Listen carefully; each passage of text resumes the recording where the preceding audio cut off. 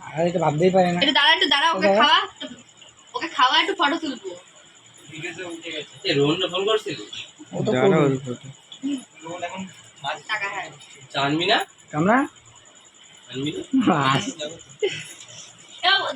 ওটা তো তুমি যাও তোর ওটা বোনকে টাকা বলো খাবো আমি না আমি খাবো না খা হবে না খাবো না খাওয়ার জন্য আর সব ঠিক আছে, আজকে তো খাওয়াচ্ছি, আজকে তো শীতলা পুজো।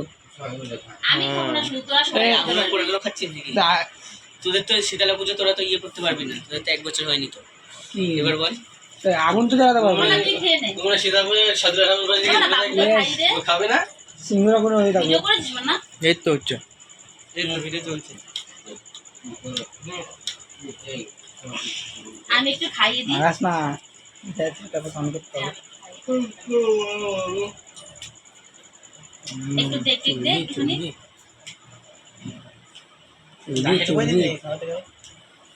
সব ঘুম পেয়েছে আর দিস না বাবু দিস না